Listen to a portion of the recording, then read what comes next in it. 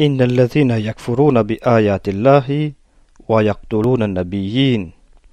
Assurément, quant à ceux qui renient les signes d'Allah et qui cherchent à tuer les prophètes injustement et cherchent à tuer ceux qui enjoignent la justice, annonce-leur un châtiment douloureux.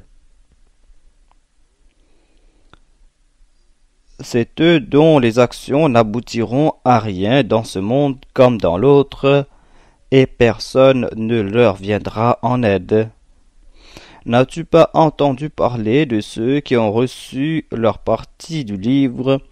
Ils sont appelés au livre d'Allah afin que le livre puisse départager entre eux, mais quelques-uns d'entre eux tournent le dos avec répugnance. C'est parce qu'ils disent « Le feu ne nous touchera que pendant peu de jours ».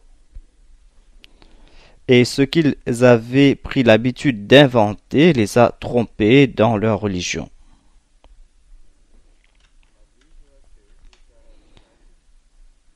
Nous avons déjà complété les commentaires du premier verset que je viens de réciter.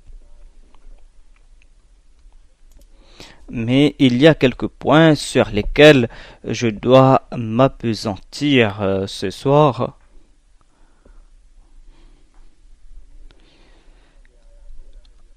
إن الذين يكفرون بآيات الله ويقتلون النبيين بغير حق ويقتلون الذين يأمرون بالقسط من الناس فبشرهم بعذاب أليم. Je devais présenter quelques hadiths du saint prophète Mohammed, paix soit lui, des hadiths que j'ai oublié de présenter la dernière fois. Donc aujourd'hui nous allons débuter avec ces hadiths. Hadrat Abu Ubaïda, un compagnon du saint prophète Mohammed, paix soit lui, rapporte que on a demandé au saint prophète Mohammed, paix soit lui, qui sera puni le plus sévèrement. Au jour du jugement, qui sera puni le plus sévèrement? Le saint prophète, paix soit lui, a répondu, celui qui a tué un prophète. Et ensuite, celui qui enjoint aux autres de faire le mal, et celui qui les empêche de faire le bien. Ensuite, le saint prophète Mohammed, paix soit lui, a récité ce verset. Inna alladhina kafaru bi ayatillahi wa yaqtuluna an-nabiyyin. Il ajoute que le saint prophète Mohammed, paix soit lui, s'est adressé à Abu Ubaïda et a déclaré que parmi les Bani Israël, 43 prophètes ont été assassinés dans la première partie d'une journée.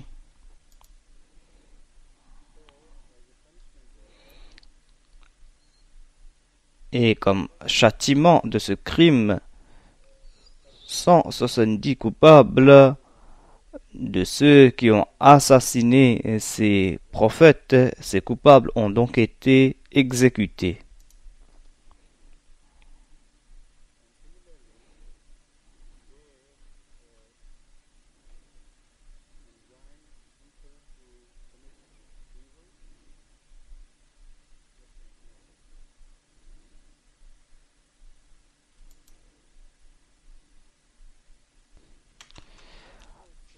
Les choses sont un peu confuses ici. C'est pour cette raison que j'ai traduit cela différemment. Il est dit qu'on a enjoint le bien et interdit le mal à ceux qui ont assassiné ces prophètes. La traduction littérale sera donc on a enjoint de faire le bien à ceux qui ont tué les prophètes.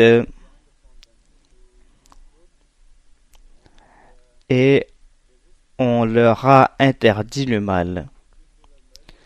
Si ils ont été exécutés, comment est-ce qu'ils ont pu faire le bien? et comment ont-ils pu se détourner du mal. Donc il y a des choses confuses à propos de ce hadith. Peut-être que le rapporteur n'a pas compris les propos du saint prophète Mohammed, paix soit lui. Le saint prophète, paix soit lui, a cité ce verset qui explique qu'ils n'ont pas seulement tué les prophètes, mais ces personnes ont aussi encouragé les gens de faire le mal. Et ils les ont empêchés de faire le bien. Donc ils ont fait le contraire de ce que préconisait le Coran.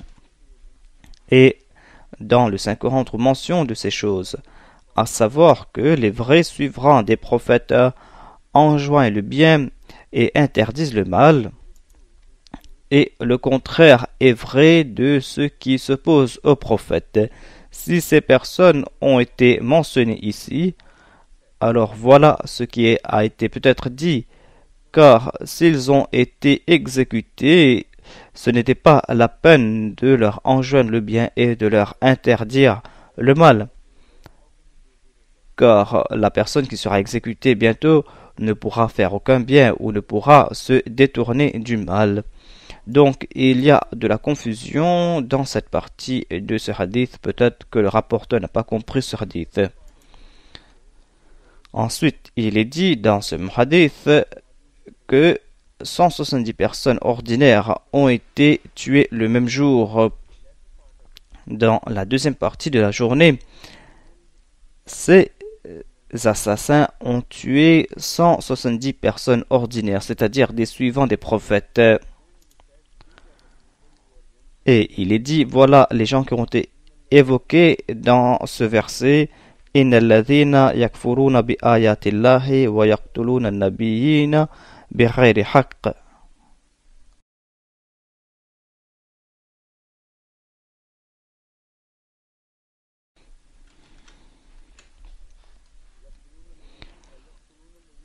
ويقتلون الذين يأمرون بالقسط من الناس. Ils ont aussi tué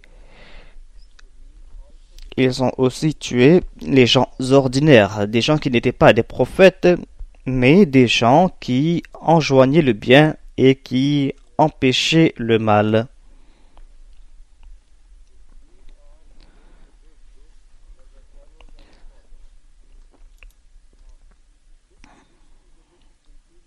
Donc, ce hadith est un peu confus, vous devez le comprendre afin de savoir ce que le saint prophète, paix soit lui, veut dire ici.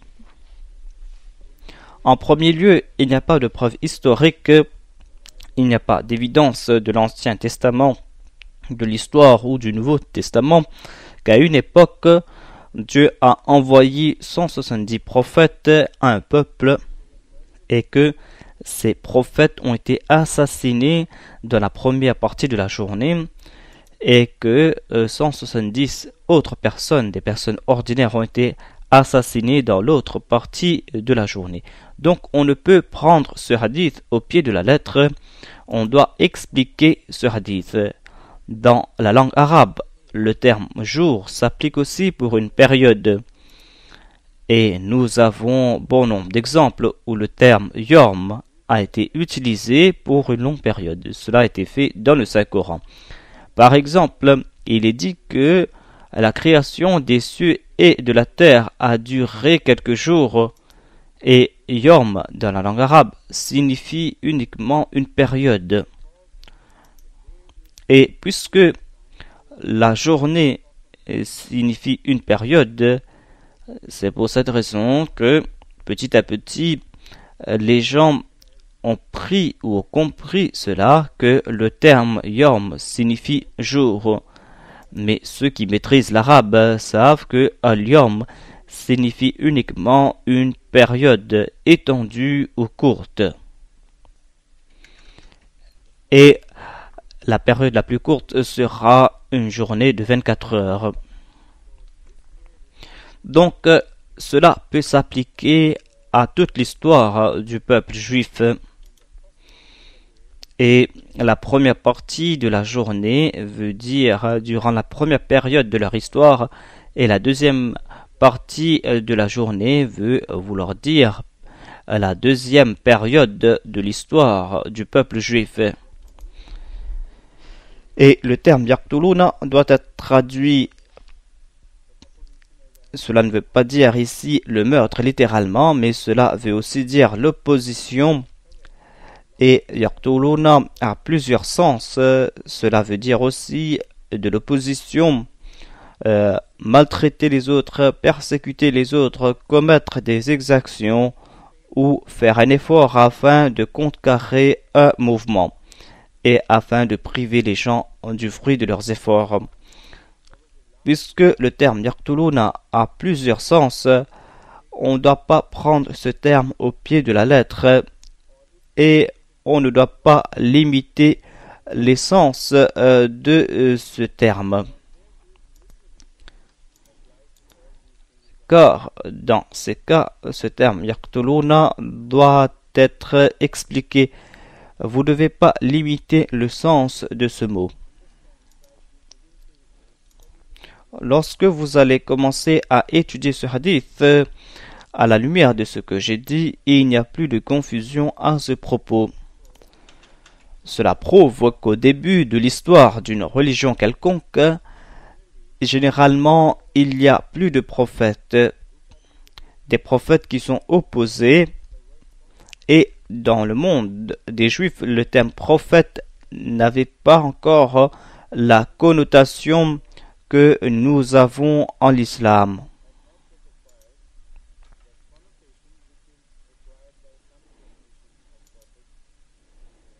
Le terme prophète n'a pas le même sens que nous avons aujourd'hui à la lumière de l'histoire des prophètes de Dieu. Ces prophètes qui ont été mentionnés dans le Saint-Coran, des prophètes qui ont été nommés, ce sont des prophètes de grand statut, et à la lumière de leur histoire, nous appliquons le terme prophète à des gens de grand statut. Et nous pensons qu'il n'y avait que quelques prophètes de grand statut dans l'histoire du monde. Mais dans la Bible, le terme prophète est un terme utilisé pour les prophètes ordinaires, pour ces personnes qui ont été commissionnées pour donner un message à un peuple, et des fois leur mission était pour un court laps de temps. Par exemple, même dans le Saint-Coran, il est dit que le prophète Abraham a reçu des prophètes de Dieu, des prophètes qui lui ont donné un message.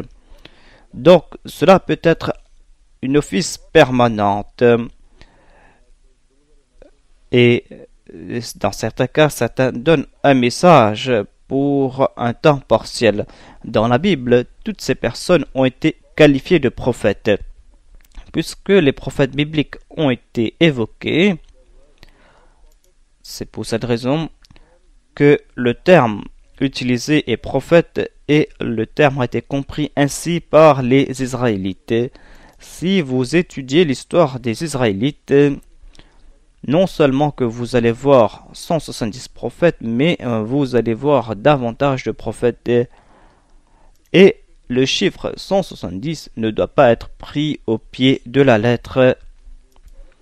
Comme je l'ai déclaré, dans l'usage arabe, les chiffres sont mentionnés tout simplement pour indiquer un grand groupe ou une période étendue. On ne doit pas prendre ces chiffres au pied de la lettre. Il y a par exemple les chiffres 7, 70 ou 100 ou 80. Le terme Aqaba a été utilisé dans le Saint-Coran pour indiquer une période étendue. Nous ne savons pas si dans l'histoire du peuple juif il y avait 170 prophètes qui ont été opposés ou rejetés, ou un chiffre qui se rapproche de ce chiffre de 170, où cela a été évoqué ici pour indiquer un grand nombre. Moi je pense que ce chiffre a été mentionné ici pour indiquer un grand nombre. car le même chiffre a été utilisé pour les gens des derniers temps.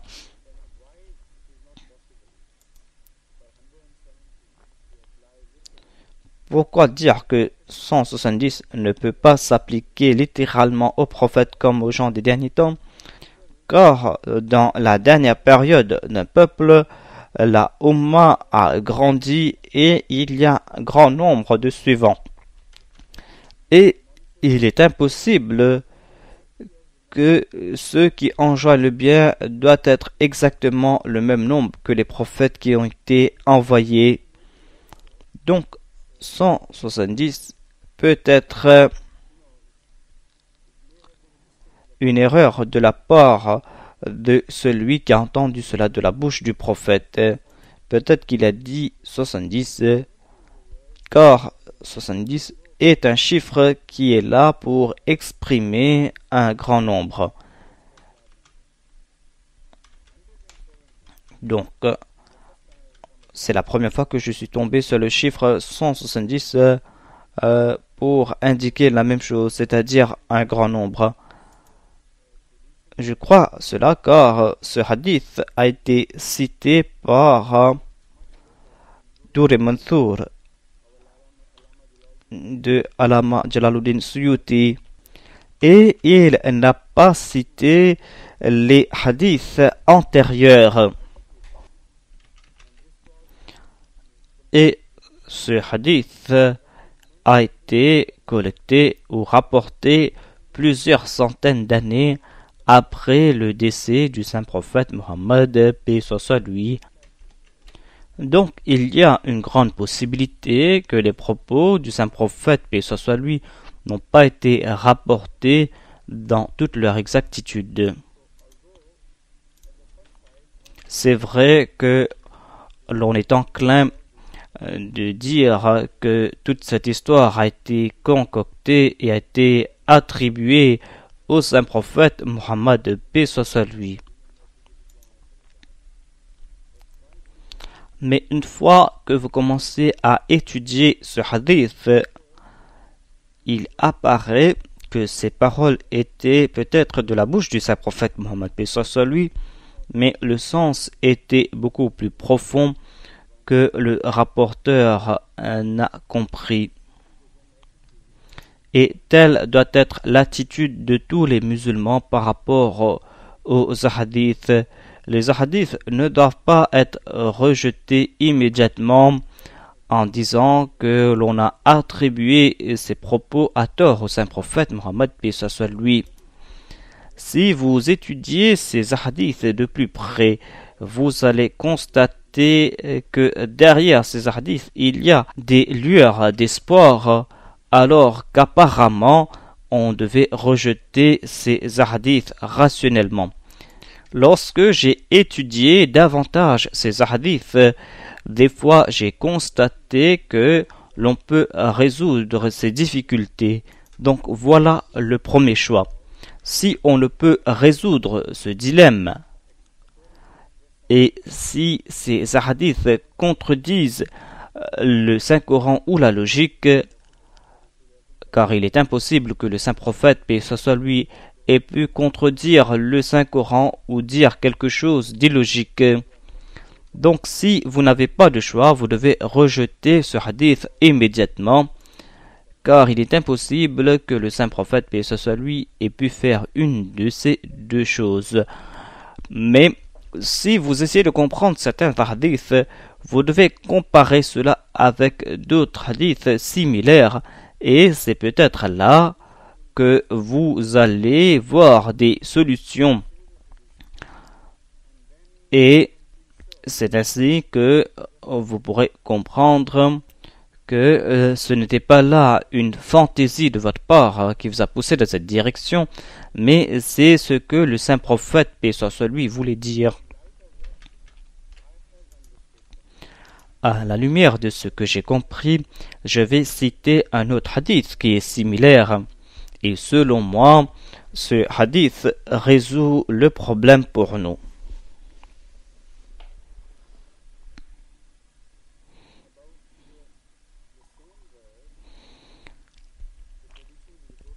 À propos du même verset, il y a un hadith de Mustadrak.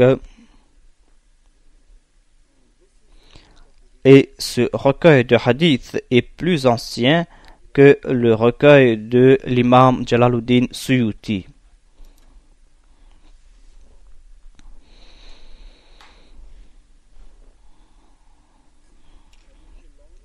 C'est un très long hadith, mais le point important pour nous ici qui s'applique à cette situation est que selon le saint prophète Mohammed, ce soit lui,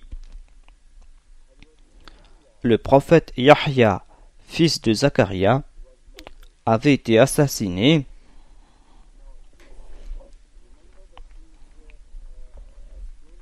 Souvenez-vous du fait qu'il est en train de nous expliquer ce même verset. Et ici, il cite l'assassinat d'un seul prophète et non pas l'assassinat de 170 prophètes dans la première partie de la période. Il n'a cité qu'un seul prophète et c'est le prophète Yahya. Et nous savons très bien que Yahya avait été assassiné physiquement. Ici, il mentionne uniquement ce prophète et il a aussi mentionné d'autres personnes de la même Ummah, des personnes qui ont été assassinées plus tard. Mais ils étaient en plus grand nombre que 170. Ces personnes se dénombraient en plusieurs milliers. Donc, c'est plus proche de ce qu'a dit le Saint-Coran et de ce que prouve l'histoire. Il déclare donc qu'il y avait un roi qui était responsable de l'assassinat du prophète Yahya. En fait, c'est sa femme qui l'a poussé à le tuer et il ne voulait pas le faire lui-même. C'était sa femme qui l'a poussé à le faire et sa femme était aussi sa nièce. En ces temps-là, certains rois avaient l'habitude de se marier avec leur nièce, mais puisque cela était interdit par la loi juive, c'est pour cette raison que sa femme était courroucée et sa mère aussi était courroucée, car selon la tradition juive, cet acte est illégal.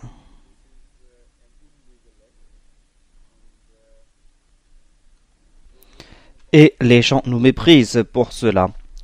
Donc, la mère a poussé sa fille à demander au roi de tuer Yahya.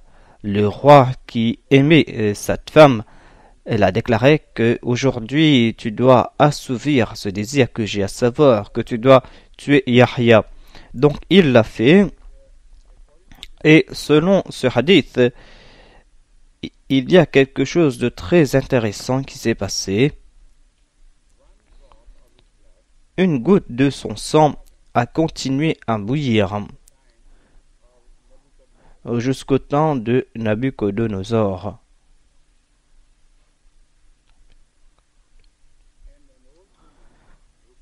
Et une vieille femme a rapporté cela à Nabuchodonosor.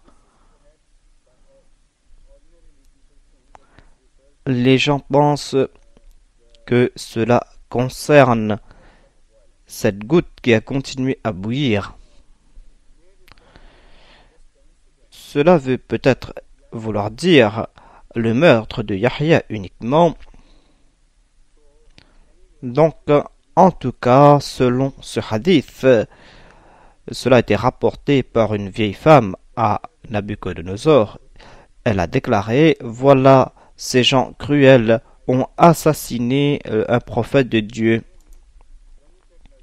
Et c'est ainsi que Nabuchodonosor a ordonné que ces juifs doivent être exécutés. Et il y avait grand nombre d'entre eux qui ont été exécutés. Il y avait environ 70 000 personnes qui ont été passées au fil de l'épée. C'est plus proche de ce que nous rapporte l'histoire. Et cela s'est passé longtemps après la mort de ce prophète. Donc le premier hadith doit être compris à la lumière de ce hadith présent, à savoir que lorsqu'il parle des autres prophètes qui ont été tués en grand nombre, il voulait tout simplement dire que ces prophètes ont été persécutés, ont été opposés.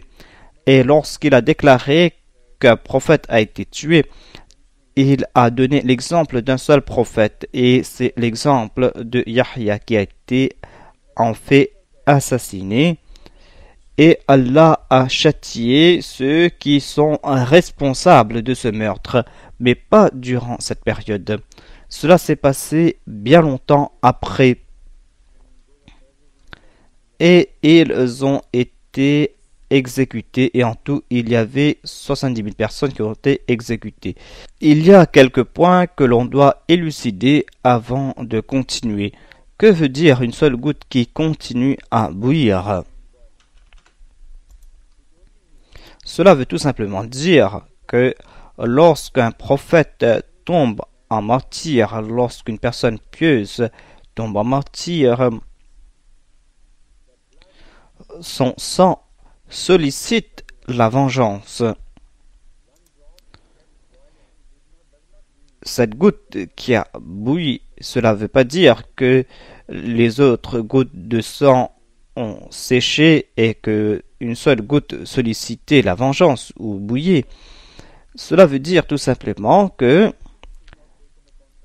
tant qu'on ne s'est pas vengé de ce meurtre,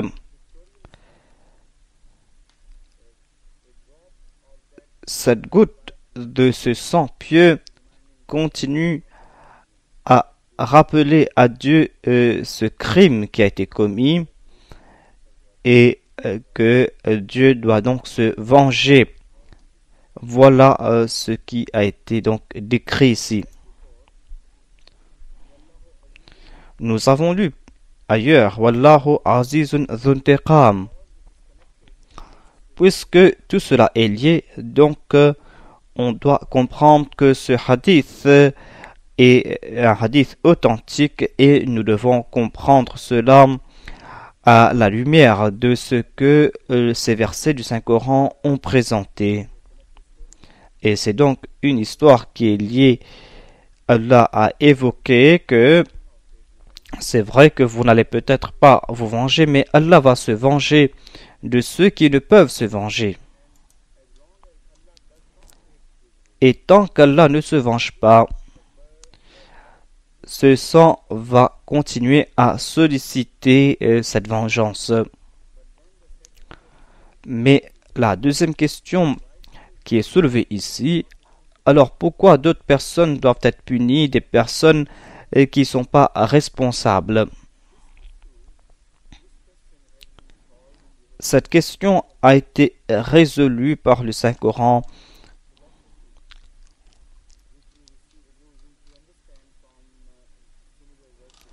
Et ce qu'on comprend de ces versets est que selon le Saint-Coran, ceux qui rejettent un prophète sont exactement comme leurs prédécesseurs qui ont rejeté les prophètes. Donc, les criminels se comportent de la même façon. Et ici, on ne parle pas d'un seul meurtre. Tout le peuple entier est criminel lorsqu'il laisse les gens agir ainsi contre les prophètes. Toute la nation est responsable, et en tant que telle, ces gens continuent à transgresser jusqu'à ce qu'ils aient atteint la limite, lorsqu'Allah décide de les châtier et de les détruire, lorsqu'il décide que ce peuple ne mérite plus de vivre. Donc, le contexte est beaucoup plus vaste et la période est aussi beaucoup plus étendue. On ne mentionne pas les criminels individuellement et on ne mentionne pas le jugement individuel de ces criminels. On mentionne ici le peuple tout entier et ce crime que ces gens ont commis, le fait de s'opposer à ce prophète ou le fait de contrecarrer sa mission, est un crime qui sera peut-être pas puni immédiatement, Mais c'est un crime qui pervertit les cœurs de ces gens. Et Allah attend que ces gens aient atteint la limite jusqu'à ce qu'ils aient atteint le sommet de leur crime. Et c'est lorsqu'ils ont atteint le sommet qu'ils sont punis.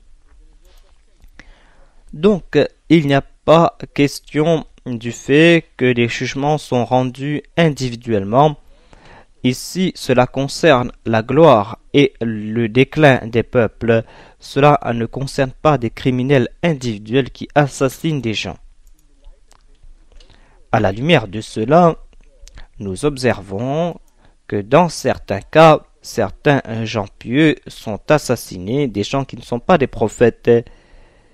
Et nous trouvons aussi le même phénomène. Regardez par exemple ces gens qui ont été responsables du martyre de Sahibzada Abdul-Latif Shahid. Ceux qui ont été responsables n'ont pas été tués, n'ont pas été pendus. Certains ont été châtiés, certes, mais le châtiment était différent. Et les gens ont peut-être pensé qu'ils sont partis libres, qu'ils ont commis ce crime, mais qu'ils sont partis libres. En ce qui concerne les responsables eux-mêmes, individuellement, il n'y a pas d'empressement. De toute façon, ils vont retourner vers leur Seigneur et Dieu va les châtier. Donc, il n'y a pas d'empressement. Mais ceux qui sont responsables en tant que peuple, si c'est un crime national, la tendance du peuple est telle qu'elle promouvoit le crime, alors ils ne sont pas punis immédiatement, mais ils ont la possibilité de commettre ces crimes davantage et de transgresser davantage. Voilà ce qui s'est passé dans le cas des Afghans. Hadrat Sahibzada Abdul-Latif Shahid avait prophétisé que ne le faites pas, car j'ai peur de la mort. Mais ne le faites pas, car Allah m'a fait comprendre que si vous le faites, vous serez châtié sévèrement. Mais ils n'ont pas écouté son conseil et ont commis cette folie.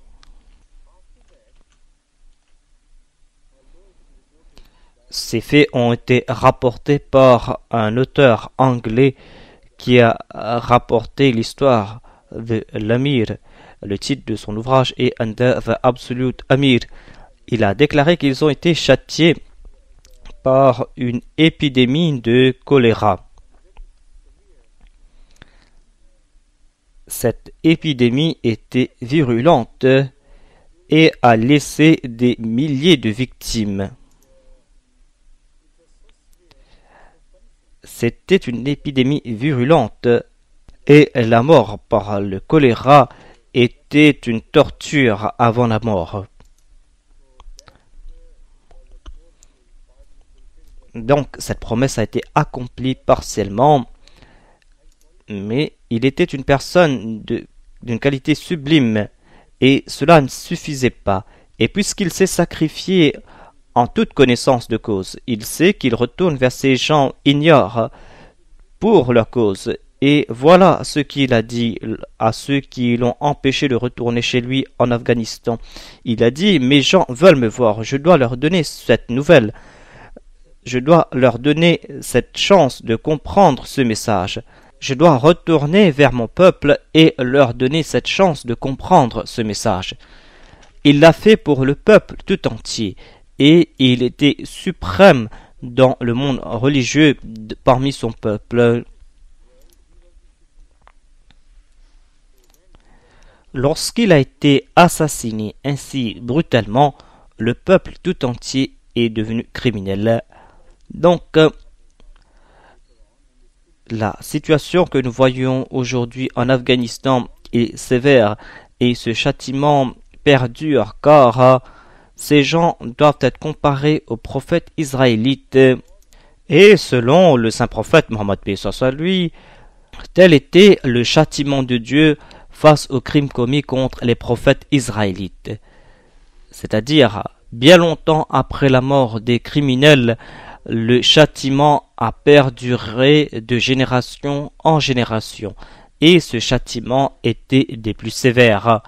Donc, selon le saint prophète Mohammed paix soit lui, ulama ou ummatika anbiya bani Israël, il y a des érudits dans mon peuple, des érudits pieux, des érudits qui ont le même statut que les prophètes des Israélites. Ce hadith est un hadith authentique. Alors, ces érudits qui sont des gens qui craignent Dieu, ce ne sont pas uniquement des érudits au sens académique, mais des érudits dans le domaine de la taqwa. Et c'est ce que nous lisons concernant le savoir, à savoir ar-rasikhuna fil ilm, des gens dont la connaissance est basée sur la crainte de Dieu.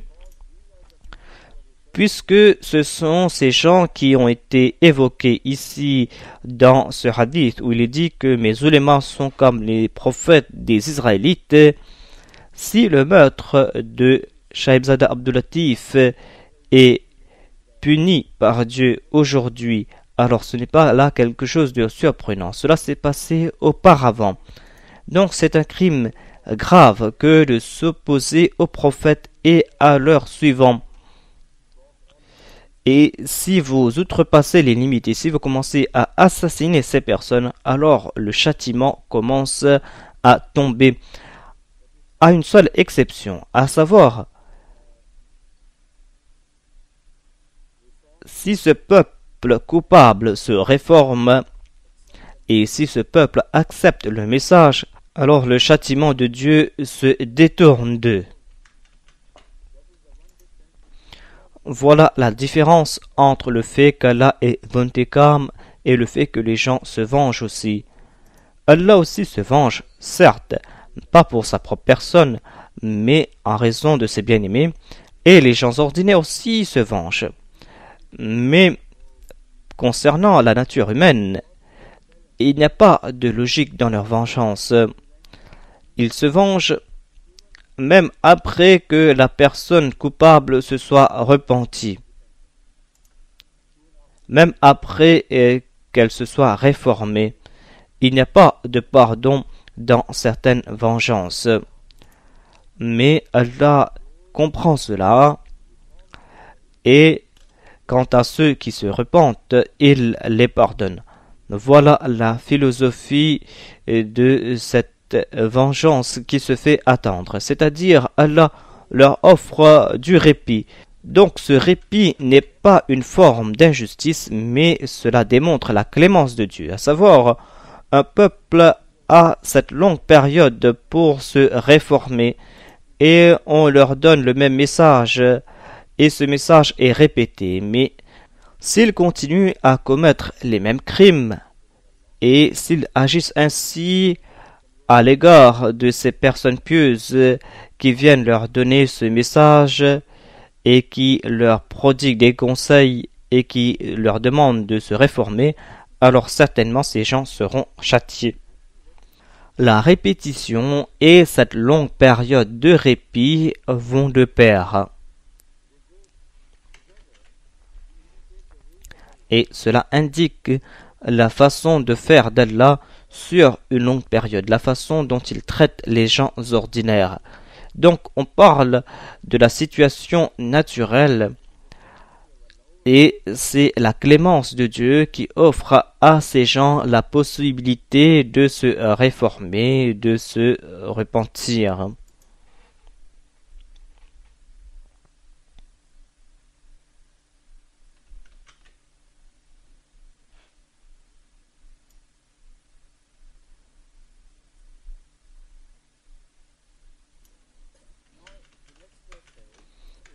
Dans le prochain verset, il est dit Ulaika allazina habitat a'maluhum fid dunya wal akhirah wa ma lahum min nasirin.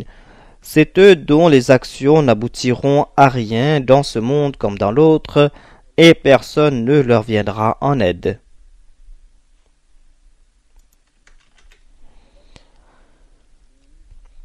Habatal amalu signifie une action qui est vaine, ou une action qui ne porte pas de fruits.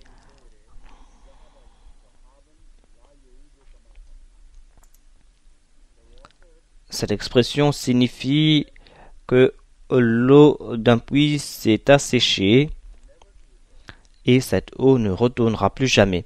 Donc habata signifie un puits qui est inutilisable, qui a été abandonné et il n'y a pas de possibilité que l'on fasse sortir de l'eau de ce puits. Ce puits s'est asséché complètement. Donc, à la lumière de cela, lorsque vous lisez ce verset, أولئك الذين حبطت أعمالهم في الدنيا والآخرة وما لهم من ناصرين. Cela veut tout simplement dire que leurs actions sont vaines et que leurs actions ne porteront pas de fruits. Généralement, on dit qu'Allah leur privera du fruit de leurs bonnes œuvres. Ce sens est acceptable, mais uniquement dans un sens spécifique. Mais à la lumière de ce que signifie habitam, le sens peut être complètement différent et on doit voir cela sous un autre angle. Habita s'applique à leurs œuvres. Cela veut dire que leurs œuvres sont sèches et qu'il n'y a plus de spiritualité dans leurs actions. Sec, au sens de l'eau, signifie qu'on n'a plus d'éléments spirituels. Si leurs actions sont sèches et qu'il n'y a plus d'œuvres accomplies par amour pour Allah ou par crainte de Dieu, alors ces actions ne porteront pas de fruits. Cela ne veut pas dire qu'Allah les a privés de leurs fruits, mais cela veut tout simplement dire que leurs actions sont sèches et lorsque ce peuple atteint ce niveau, alors ce peuple est anéanti complètement. Ce peuple ne mérite pas de vivre car ils sont comme ces branches sèches qui ne portent pas de fruits. Donc, la responsabilité repose sur leurs épaules et non pas sur les épaules de Dieu. Ensuite, si vous traduisez cela comme il est dit que habita a'maluhum, à savoir que leurs actions ne serviront à rien en dépit du fait d'être des bonnes œuvres. Si tel est le sens, alors nous devons lire cela dans le contexte du verset précédent et c'est ainsi que nous allons comprendre le sens de tout cela.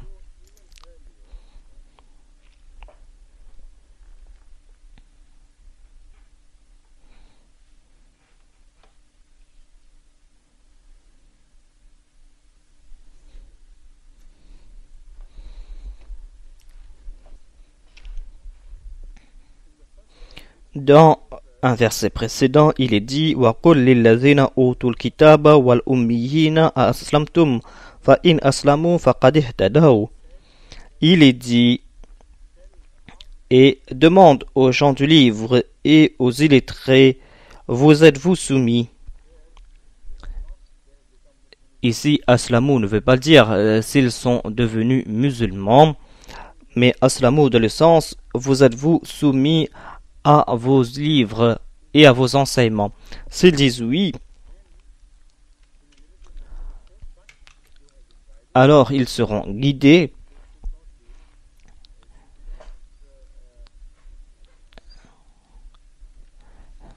et ils ne doivent pas craindre le châtiment de Dieu.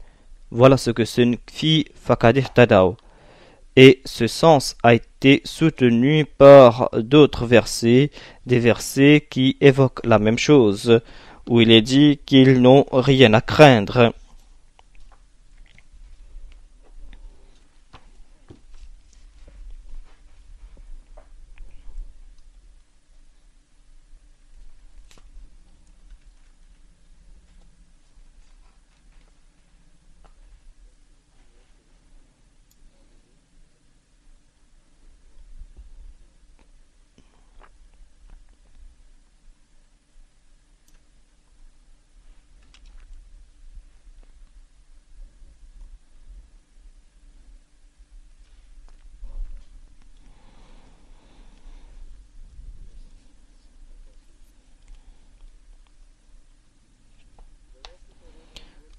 إن الذين آمنوا والذين هادوا والنصارى والصابرين من آمن بالله واليوم الآخر وعمل صالحا فلهم أجرهم عند ربهم ولا خوف عليهم ولا هم يحزنون.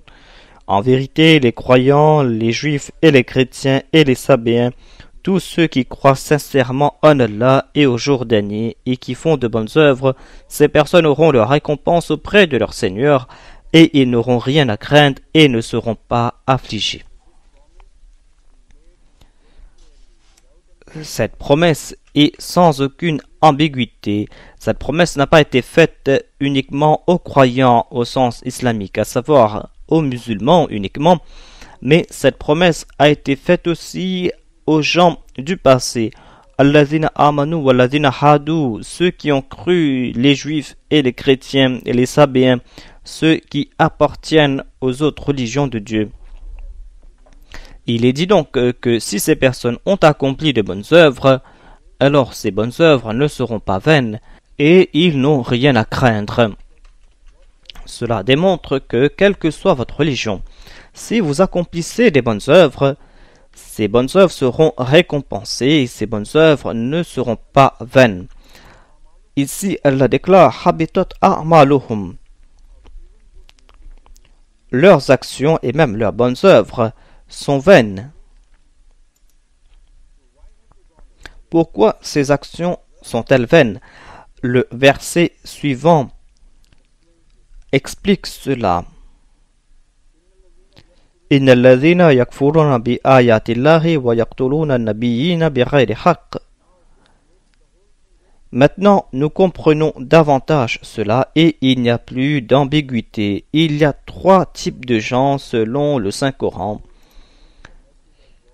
Il y a ceux qui ont reçu ce message et qui ont compris ce message et qui l'ont accepté. À savoir que le prophète de Dieu, le saint prophète, paix soit sur lui, est le dernier prophète et qu'il a apporté l'islam.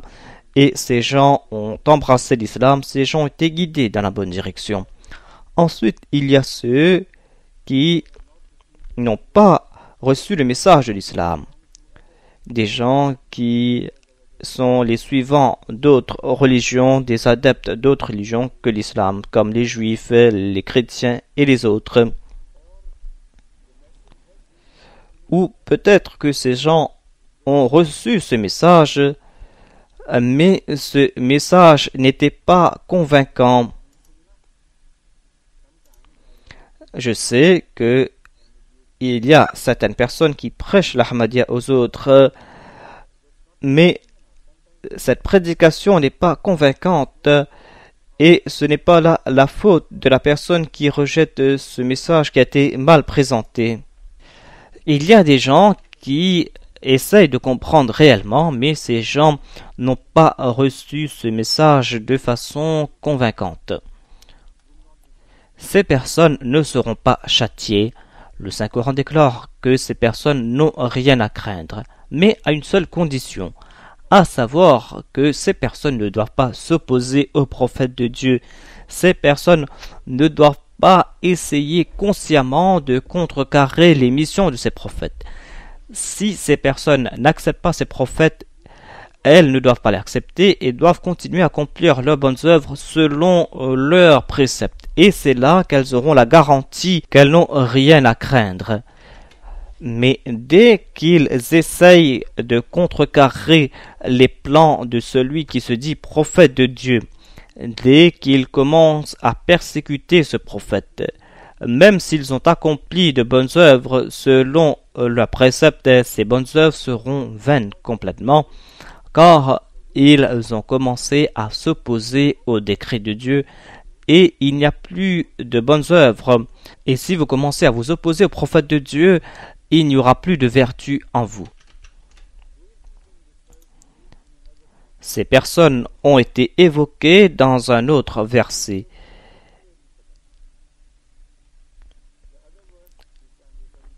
Ce verset déclare qu'à l'époque de Moïse, paix soit sur lui, lorsqu'une partie des ennemis de Moïse ont médité sur le meurtre de celui-ci, une personne appartenant à leur peuple est partie les rencontrer et leur a dit ne le faites pas, c'est-à-dire n'assassinez pas Moïse. Iyako kadhiban fa alayhi kadhibuh. Si Moïse est un menteur, s'il a attribué des choses que Dieu n'a pas déclarées, alors il sera châtié par Dieu. Ce n'est pas votre travail à vous que de vous opposer à toute personne qui se dit être de Dieu. Vous devez juger ses actions uniquement. S'il est dans l'erreur, alors abandonnez-le, c'est à Allah de le châtier. Mais s'il est dans la vérité et si vous vous opposez à lui, alors yusibkum ba'dallazi ya'idukum. Iyako sadiqan yusibkum ba'dallazi ya'idukum. S'il se base sur la vérité et que vous vous opposez à lui, alors certainement vous serez châtié, même si vous avez accompli de bonnes œuvres. À la lumière de ce verset, nous comprenons davantage le verset en question. Habitat a'maluhum peut s'appliquer aux bonnes œuvres de ces personnes. Mais les bonnes œuvres des gens qui ont vécu à l'époque d'un prophète, des gens qui ont reçu ce message, et au lieu d'accepter ce prophète ou de le rejeter, ils se sont enhardis et ont commencé à s'opposer à ce prophète, et par tout moyen ils ont essayé de contrecarrer les plans de ce prophète.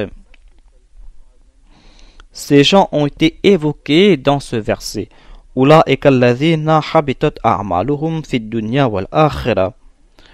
bonnes œuvres seront vaines. Leurs bonnes œuvres ne porteront pas de fruits. Non seulement que ces bonnes œuvres ne porteront pas de fruits ici-bas, mais ces œuvres ne porteront pas de fruits aussi dans l'au-delà. Pourquoi a-t-on fait cette distinction entre les actions qui ne porteront pas de fruits ici-bas et dans l'au-delà?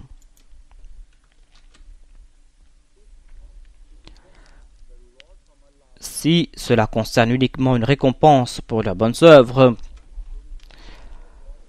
s'il n'y a pas de récompense dans l'au-delà, il n'y aura pas de récompense ici-bas, car ces personnes ont été rejetées.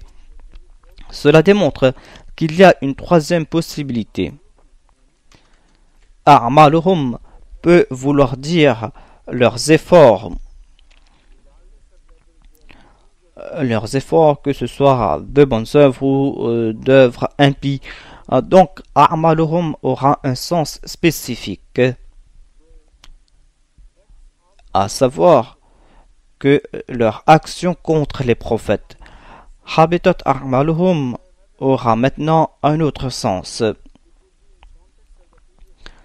Et ce sera dans le contexte des versets précédents, à savoir ceux qui s'opposent aux prophètes. Et a'maluhum signifie leurs efforts contre les prophètes seront vains. Ces efforts seront vains ici-bas, car ils n'auront pas de succès ici-bas. Et ces œuvres seront vains dans l'au-delà, car ces personnes seront châtiées dans l'au-delà. Et il est dit dans la dernière partie de ce verset, وَمَا لَهُمْ مِنْ نَاصِرِينَ. Et cette déclaration renforce cette signification. Cela ne veut pas dire que les sens précédents étaient erronés. Lorsque vous tournez les versets dans les différents sens, vous voyez d'autres significations. Et tous ces sens peuvent être exacts à la lumière des autres versets qui s'éclairent les uns les autres. Cela ne veut pas dire donc que les autres sens ou les autres significations sont erronées. Dans certains contextes, ces sens ou ces significations sont acceptables, mais le contexte exact est que ceux qui s'opposent aux prophètes de Dieu seront châtiés. Et il est dit aussi que leurs efforts ne porteront pas de fruits. ils ne pourront rien faire dans le sens que leur opposition sera complètement vaine.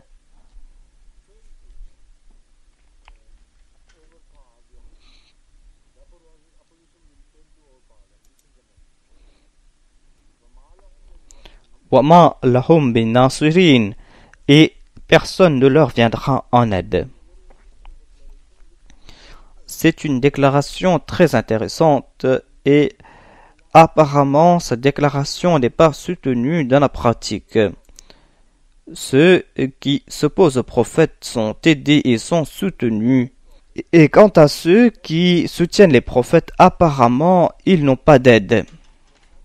Et dans certains cas, les prophètes doivent crier Man ansari ilallah, comme s'ils sont abandonnés, qu'ils sont tout seuls, tout comme l'a fait Jésus-Christ. C'était un cri d'angoisse qui sortait du tréfonds de son cœur. Man ansari ilallah. N'y a-t-il personne qui va m'aider dans la voie d'Allah pour la cause de Dieu? Certains d'entre eux ont répondu à l'appel, mais ils étaient peu nombreux. Alors que ses ennemis et ses adversaires étaient en grand nombre, et ils avaient à leur disposition des soutiens. Tout comme cela se passe dans notre cas, nous sommes sans soutien, alors que nos ennemis sont soutenus par de grands pouvoirs, par de grands empires, par de grands blocs qui sont là pour les aider contre nous. Donc, quel est le sens de cette partie? Wama lahum min nasirin, à savoir qu'ils n'auront pas d'aide. Cela veut dire tout simplement que, apparemment, vous allez constater qu'ils ont du soutien, mais ce soutien aussi ne servira à rien. Et conséquemment, ils n'auront personne pour les aider. Ma lahum min nasirin, cela veut dire, en réalité, ces personnes n'auront pas de soutien, alors que superficiellement, vous pouvez constater que les autres sont en train de les soutenir. Cela concerne donc ce bas monde, et cela veut dire apparemment ils auront des aides, mais ces aides ne serviront à rien. Mais en tout cas, dans l'au-delà, ils n'auront point de soutien. Et ce verset a été expliqué davantage dans une autre situation où il est dit qu'on va leur demander de présenter leur soutien et leurs aides. Où sont ceux qui étaient là pour vous soutenir? Et ils vont regarder à droite et à gauche et ils ne vont voir personne. Donc ce sera apparent dans l'au-delà. Mais ici-bas, les gens ne vont pas constater cela de visu, c'est-à-dire le fait qu'ils sont sans soutien. Ces gens vont donc se fourvoyer lorsqu'ils vont constater qu'ils sont soutenus par quelques personnes. Ils vont se dire, voilà les gens qui vont nous aider et nous aurons certainement la victoire. Mais ici-bas, ils vont subir des échecs et dans l'au-delà, ils n'auront point de soutien.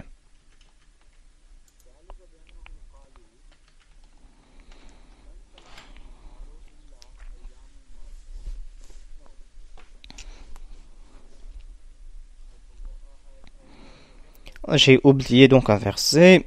Alam tara ila alladhina utu nasiban min al-kitabi yud'auna ila kitabillahi liyahkuma bainahum thumma yatawalla fariqun minhum wa hum mu'ridun.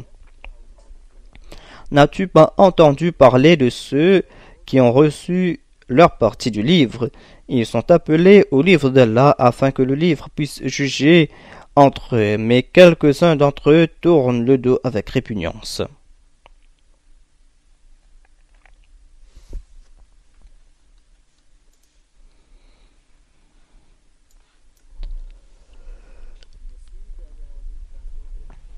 Le terme nasib signifie une partie, une portion.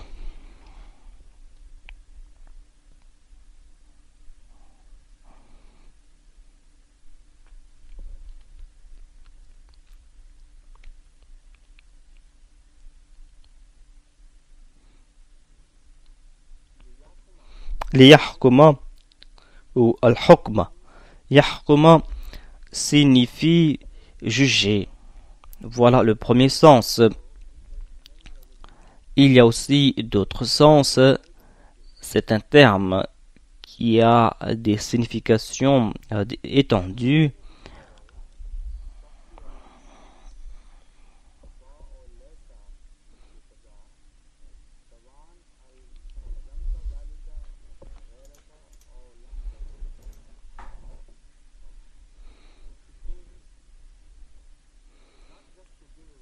Cela ne veut pas dire uniquement donner un verdict, mais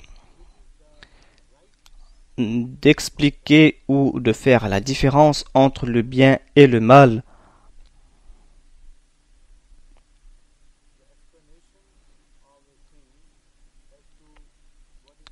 D'expliquer la bonne et la mauvaise méthode de faire quelque chose. Cela ne veut pas dire que cette action est obligatoire. Si un prophète décrète quelque chose, cela ne veut pas dire qu'il prend le rôle d'un roi ou d'un magistrat. Car lorsqu'un roi prononce son verdict ou lorsqu'un magistrat prononce son verdict, il demande aux autres de les obéir et il use de la force pour que les gens mettent en pratique leurs préceptes. Mais le terme Yahkuma ne signifie pas que cela doit être imposé sur les gens.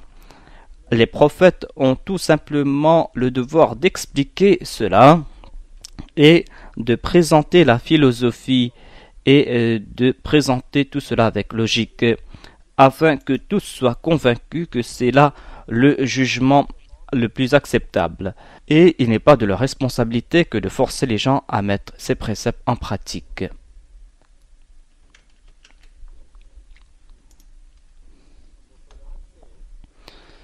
Selon Mufradat, il y a deux prononciations de ce mot, c'est-à-dire de cette racine ha, kaf et mim. Il y a al-hukm et l'autre prononciation est hikma. Hikma signifie la sagesse et hukum signifie un ordre.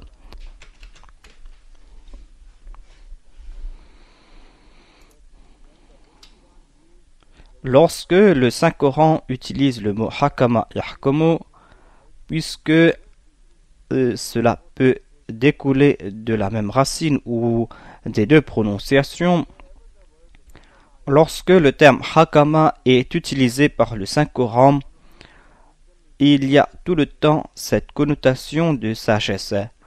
Cela ne veut pas dire tout simplement prononcer un verdict. Il y a tout le temps le sens de la sagesse et de la logique.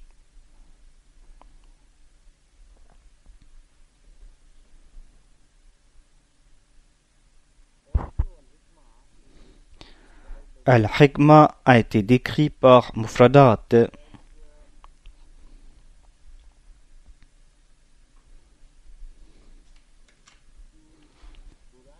Et il déclare que cela veut dire tirer la sagesse de quelque chose par la logique ou en faisant des recherches. Cela ne veut pas dire tout simplement prononcer un verdict, cela veut aussi dire arriver à la conclusion logique en faisant des recherches sages. Et si vous arrivez à la conclusion exacte, ce processus est qualifié d'al-hikma. Toute recherche scientifique selon la langue arabe est qualifiée d'al-hikma. Al-hikma signifie aussi la justice.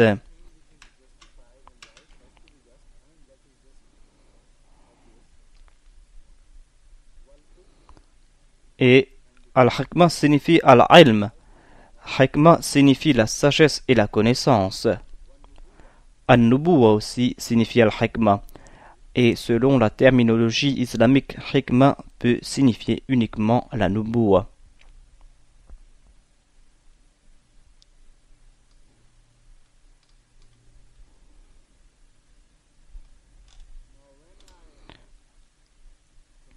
j'ai consulté les livres des exégètes du Saint-Coran, mais malheureusement, tous ont limité le sens de ce verset.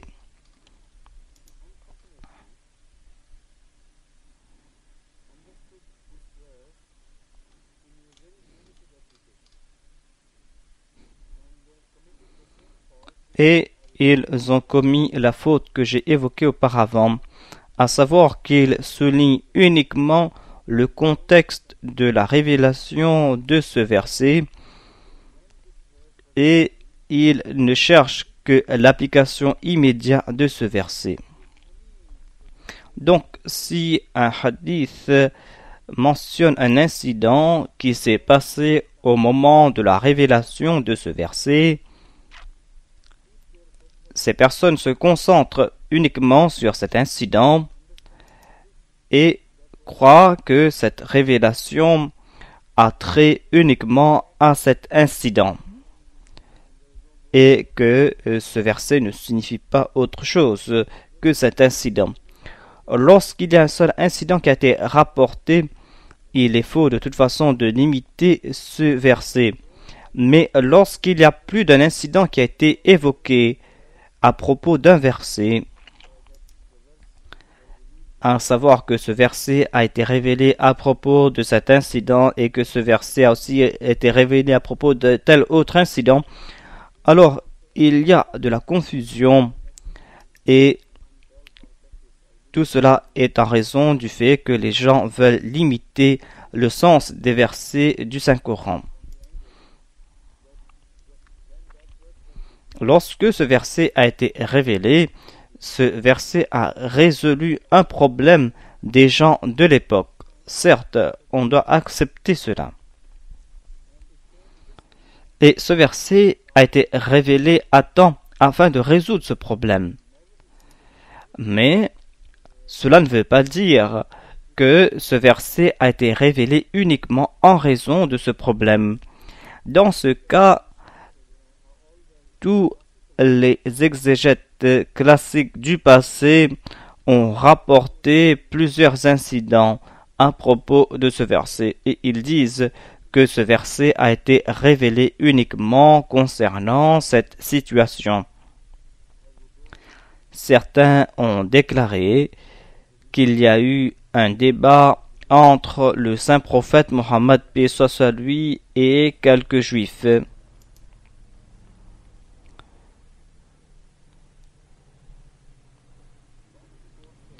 Dans un rapport, il est dit que le saint prophète paix soit sur lui a parlé avec les juifs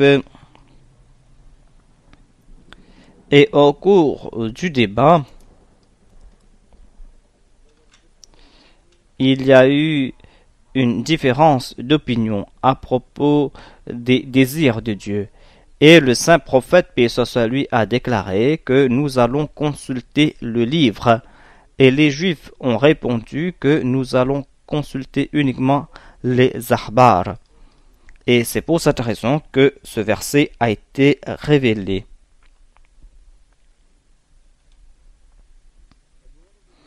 Et il est rapporté qu'un juif ou un couple de juifs a été coupable de fornication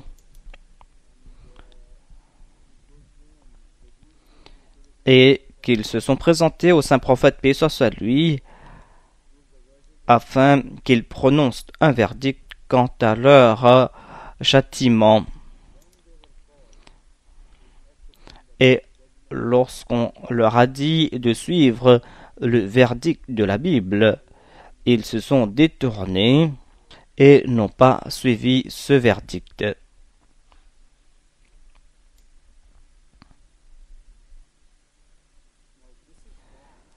Tout cela est inexact.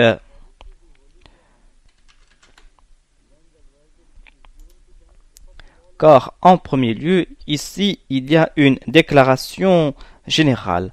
Voilà ce qui se passe dans de telles situations. Lorsque le saint prophète paix soit sur lui prononce un verdict, les gens se détournent de lui et ne suivent pas son verdict. Selon ce hadith qu'ils ont cité, ils disent que le saint prophète, paix soit sur lui, a rendu un jugement. Il voulait cacher les enseignements bibliques et on a découvert cela et le juif et la juive ont été exécutés selon le verdict de la Bible. S'ils ont été exécutés, comment ce verset peut-il s'appliquer à eux? Ce verset nous présente un autre incident. Donc, c'est une pratique très malsaine que de limiter l'essence de ce verset en disant que ce verset s'applique uniquement à un incident quelconque.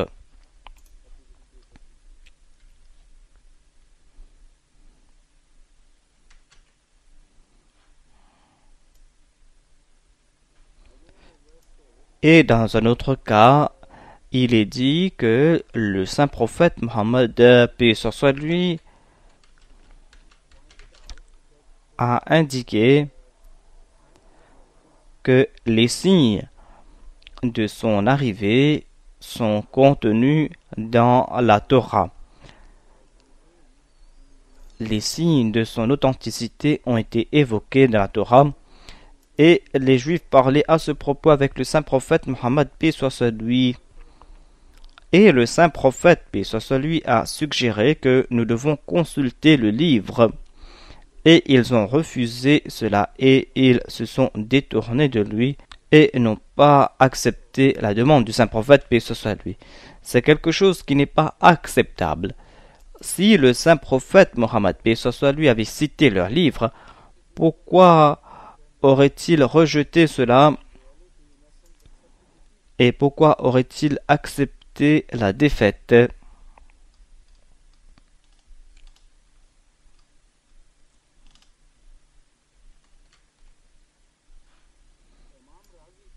L'imam Razi déclare, à la lumière de ce qui a été dit, que la plupart des exégètes du Saint-Coran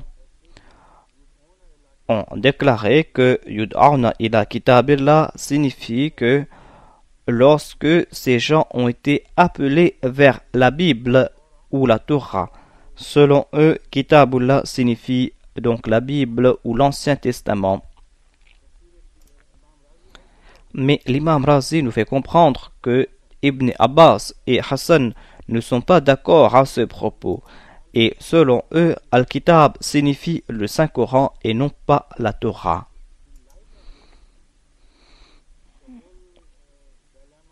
Donc ici, on arrive à résoudre ce dilemme. Ces hadiths que j'ai cités auparavant n'étaient pas la raison de la révélation de ce verset.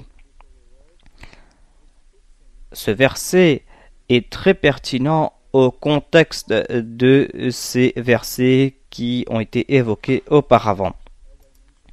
Comme je l'ai déclaré, il a été dit que lorsque les gens du passé ont reçu le livre,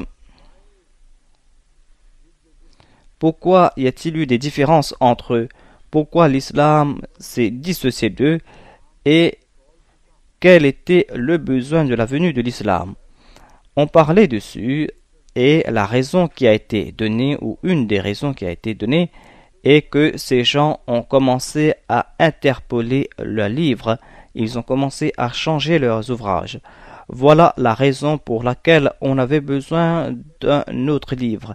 Mais cela ne s'arrête pas là.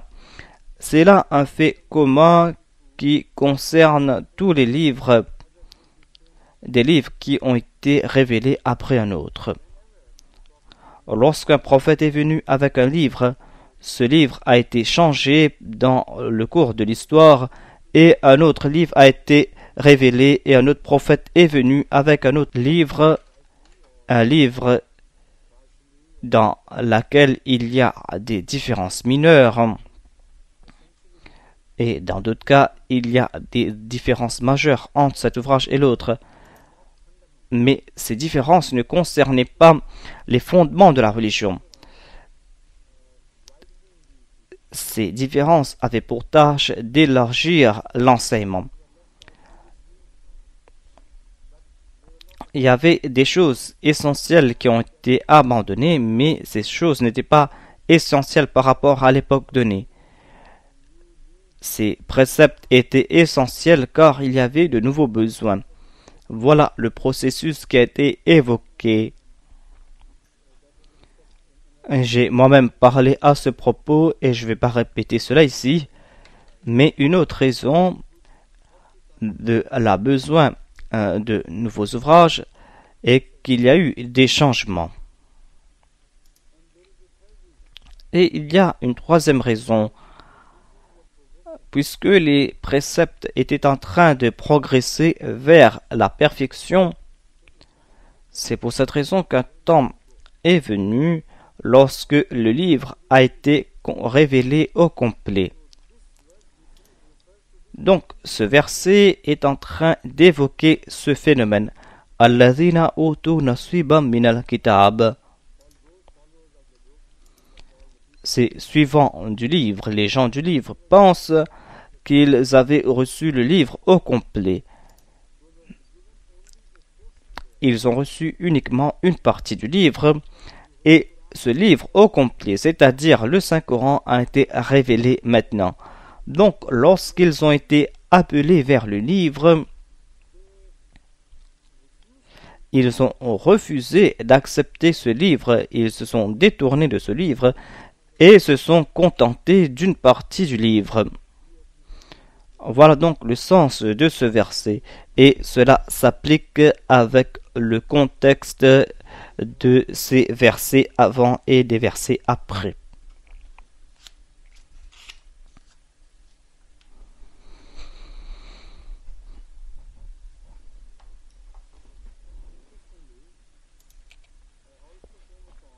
Je suis aussi tombé sur les notes du deuxième calife radhiyallahu anhu.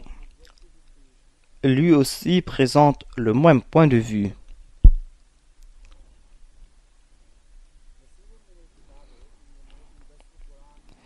Dans ses notes du Dars al-Quran, il écrit Naswiba min al-Kitab, c'est-à-dire ces autres ouvrages sont des parties du livre qu'est le Saint-Coran. Naswiba min al-Kitab signifie ces livres antérieurs qui étaient une portion des préceptes parfaits que sont le Saint-Coran.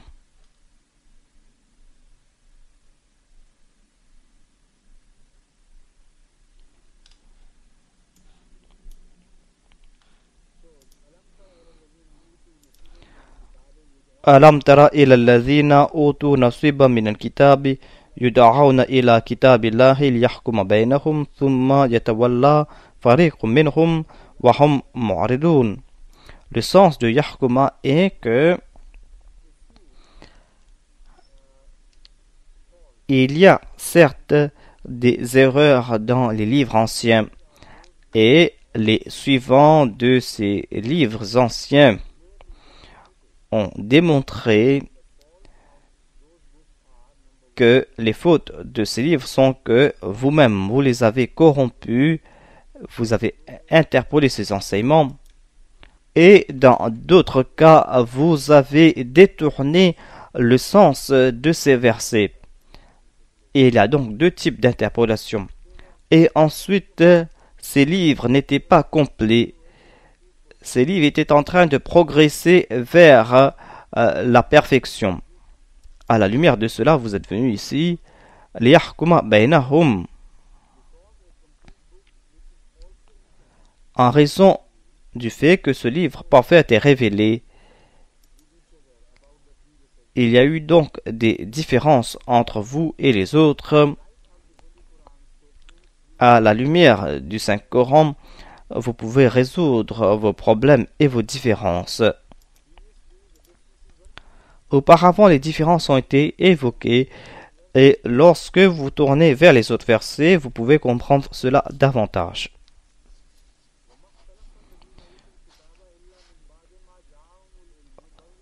وما اختلف الذين أوتوا الكتاب إلا من بعد ما جاءهم العلم بغيا بينهم.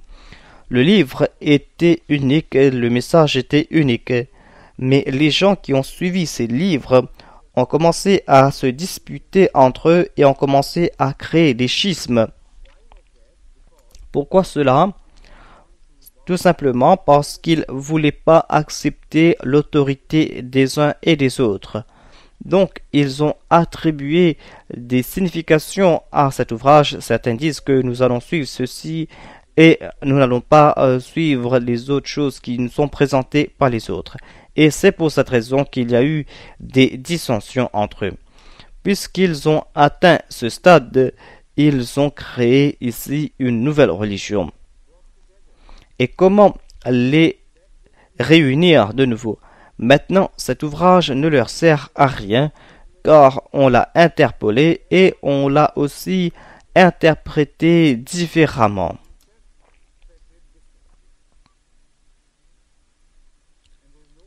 Et il n'y a pas moyen de réconcilier ces groupes.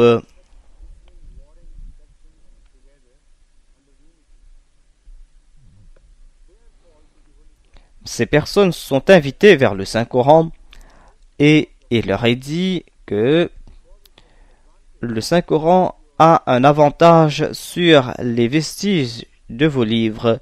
Le Saint-Coran est intact, le Saint-Coran est complet et c'est là que vous allez commencer à comprendre le sens original de ce qui a été révélé. Si vous aimez vos livres, si vous déclarez que nous sommes soumis à nos livres, alors voilà le critère à suivre. Il est dit dans le verset précédent que demande-leur s'ils se sont soumis.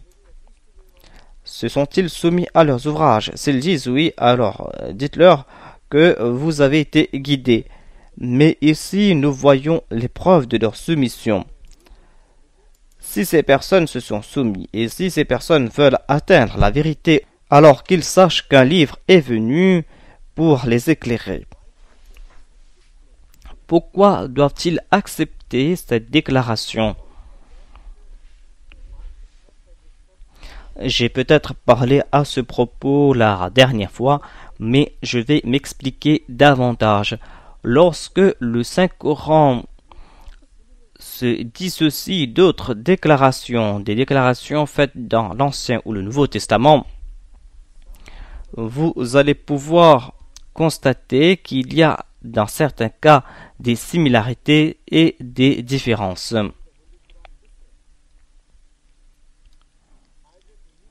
Lorsque vous allez voir des différences dans les déclarations coraniques et bibliques, votre sagesse va vous guider dans la bonne direction et va vous faire comprendre que le Saint-Coran est juste et que la Bible est dans l'erreur. Ou votre connaissance de la science ou de la nature va soutenir ce que le Saint-Coran est en train de présenter et va démentir les déclarations bibliques. Ou le Saint-Coran va contenir une logique quelconque et un burhan, une preuve, un argument décisif, un argument en faveur du Saint-Coran et contre ce qui est dit par les autres livres.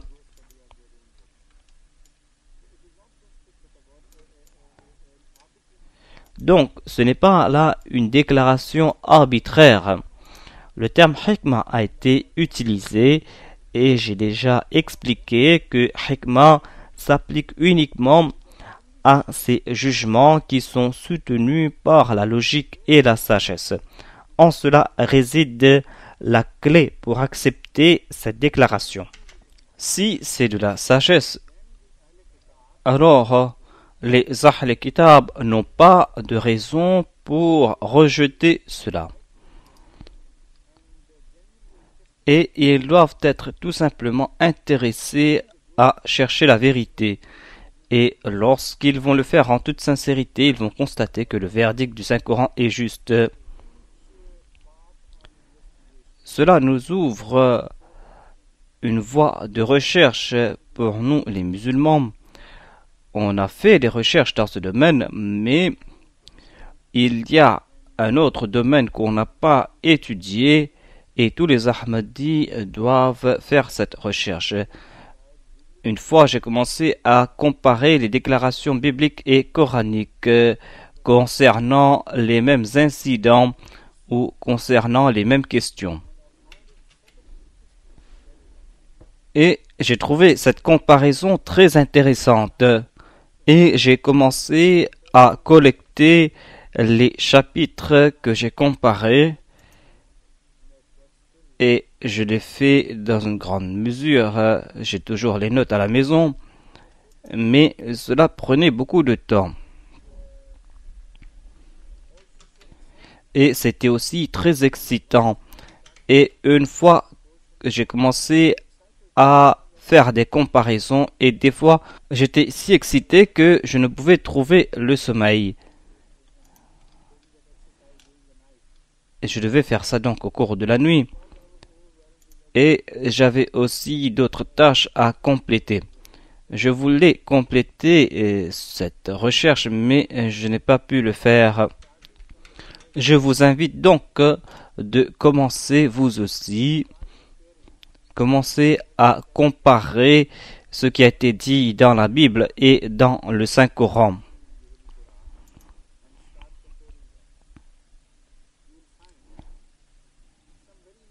Vous allez constater des approches intéressantes du Coran.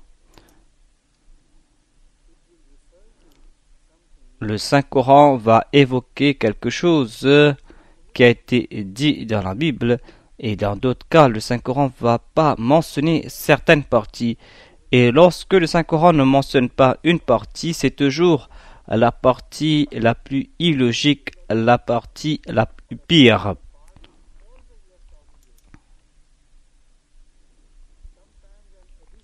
Des fois, le Saint-Coran mentionne quelque chose de plus, et lorsque le Saint-Coran évoque quelque chose de plus, c'est pour éclairer sur ce que la Bible a dit. Donc, le Saint-Coran ne se contente pas de présenter tel quel tout ce que dit la Bible.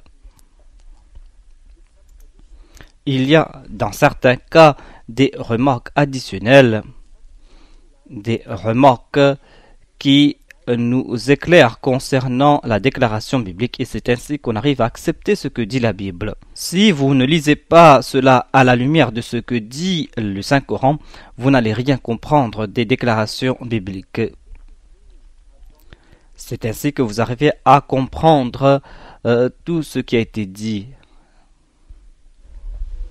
Des fois, la Bible présente un concept imparfait de la création de l'univers.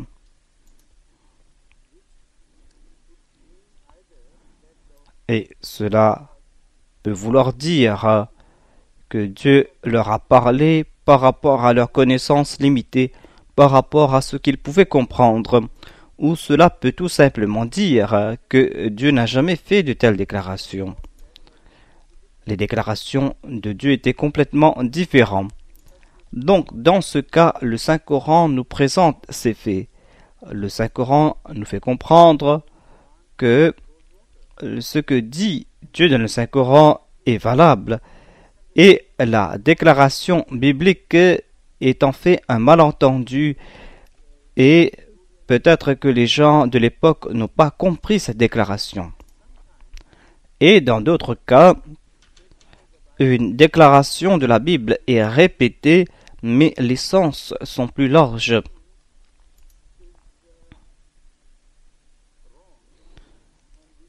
Dans certains cas, certains sens ne sont pas exacts et d'autres sens sont acceptables. Les sens qui sont inexacts s'appliquent au fait que la connaissance de ces personnes était limitée. Et la déclaration exacte est la déclaration faite par Dieu. Dans certains cas, Dieu fait des déclarations qui peuvent être comprises de deux façons.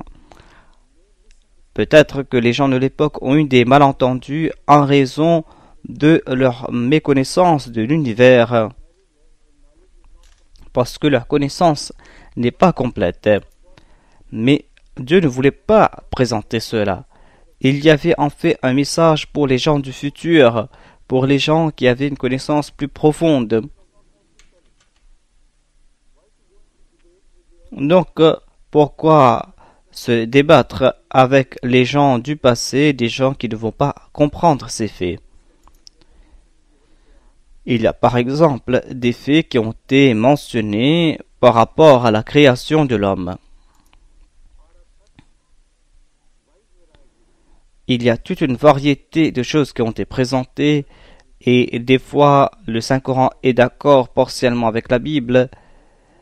Des fois il y a un accord parfait et des fois il y a des choses complètement différentes.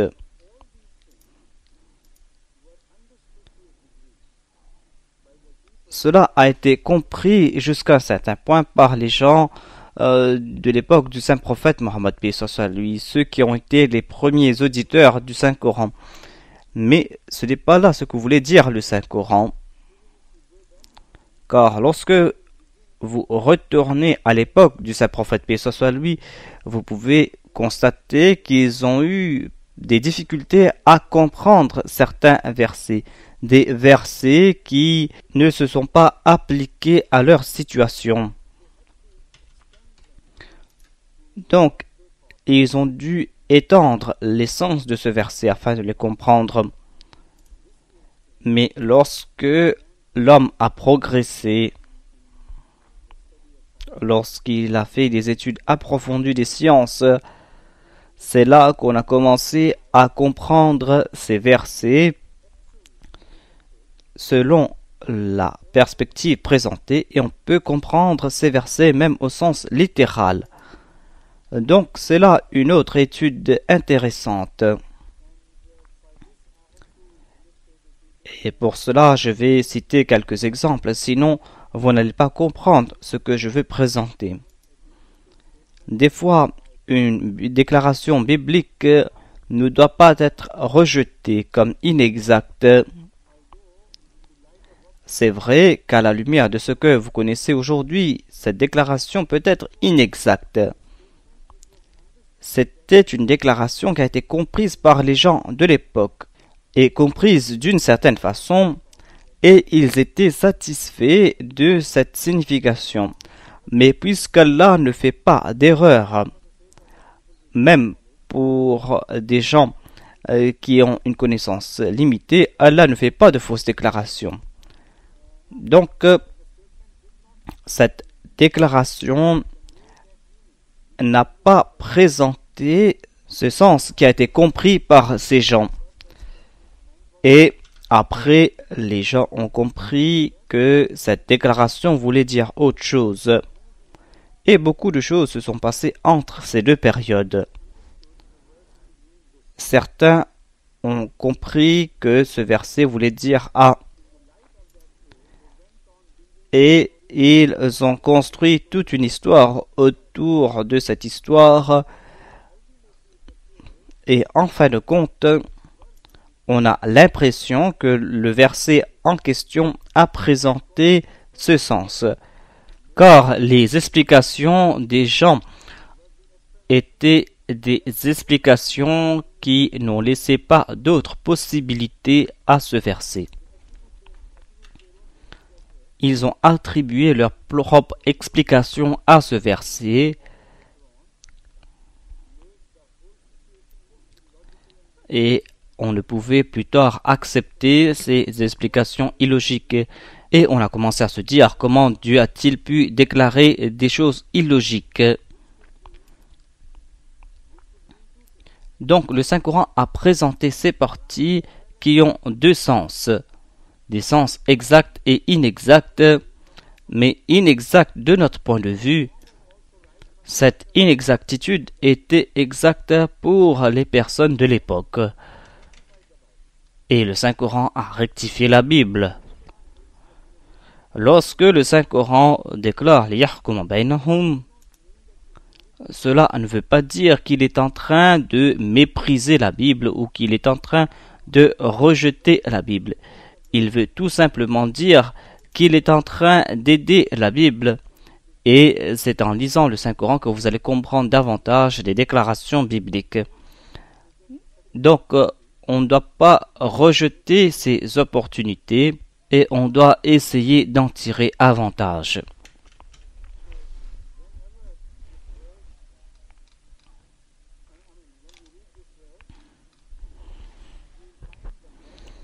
lorsque vous allez lire ce verset, vous allez trouver sa logique et vous allez constater que cette déclaration est toujours logique et que ce n'est pas une déclaration arbitraire imposée sur des gens d'une autre religion. ذلك بأنهم قالوا لن تمسنا النار إلا أيام معدودات وغرهم في دينهم ما كانوا يفترون. Ils se sont détournés de cette opportunité. Ils ont rejeté cette occasion de comprendre leur livre. Ils ne sont pas intéressés, tout simplement parce qu'ils ont détourné leur religion à eux.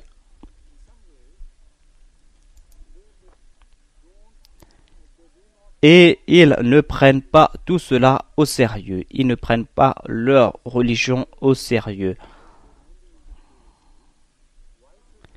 Et si tel est le cas, alors pourquoi est-ce qu'ils vont prendre des déclarations coraniques au sérieux?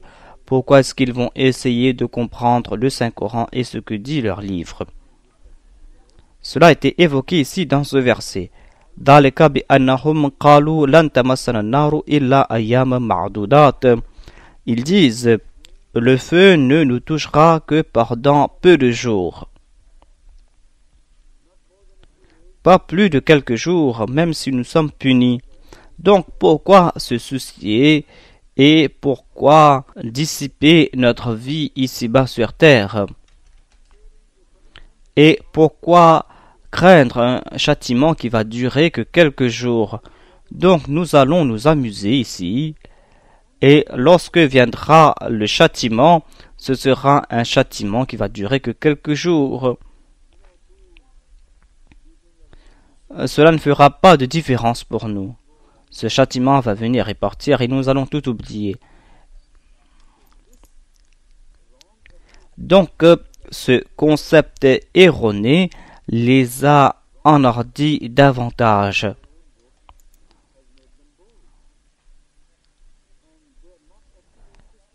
Et ils ne sont pas intéressés par les actes de vertu. Ils ne se croient pas responsables.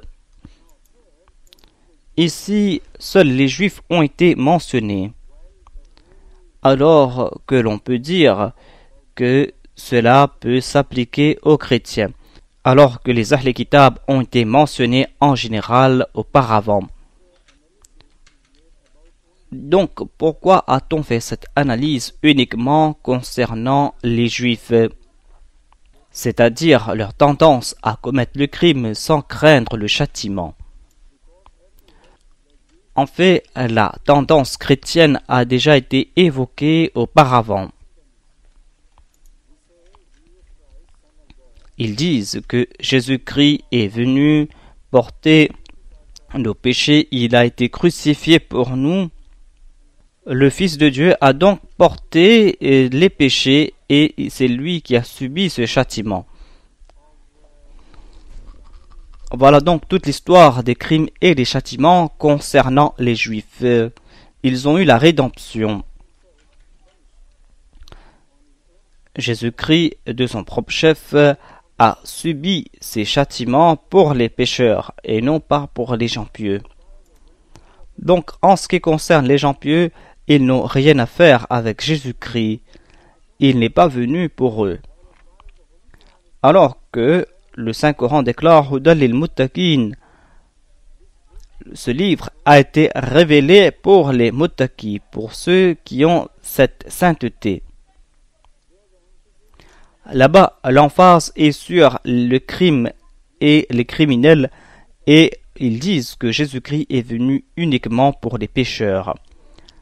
Mais puisque tout cela a été déjà expliqué, que dire des autres Ahl Kitab, c'est-à-dire des Juifs? Pourquoi sont-ils eux aussi criminels et pourquoi eux aussi sont-ils si audacieux à propos de ces péchés? Et pourquoi ont-ils commis ces folies? Cette raison est évoquée ici. Ils disent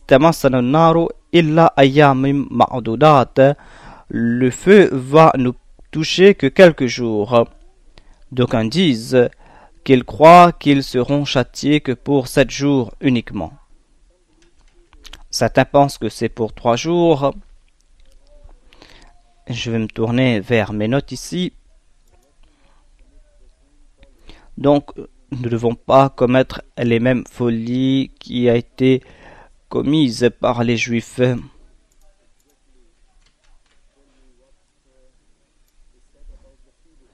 Donc, je vais vous présenter ce qui a été dit à propos de ces quelques jours.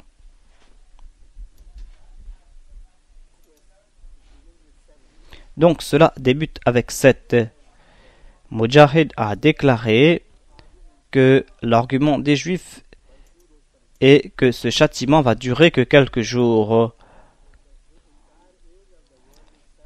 Ils disent que le monde date de 7000 ans et puisque les Juifs sont les choisis de Dieu, Dieu doit démontrer sa clémence à leur égard.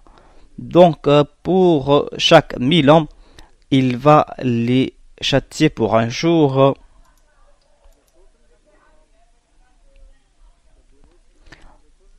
Donc la durée de leur séjour en enfer sera 7 jours, car un jour va correspondre à 1000 ans.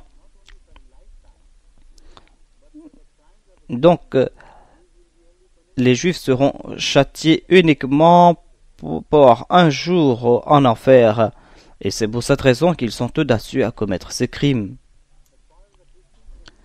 En ce qui concerne les chrétiens, ce châtiment était uniquement pour 3 jours. Jésus-Christ a subi ce châtiment sur la croix pendant 3 jours uniquement.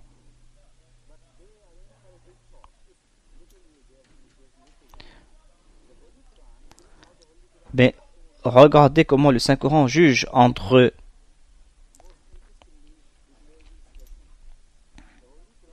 Le Saint-Coran déclare qu'il y a des jours de Dieu qui durent 1000 ans. Donc si c'est vrai, alors voilà ce que veut dire le livre. Non seulement cela, mais le Saint-Coran déclare qu'il y a des jours qui durent 5000 ans.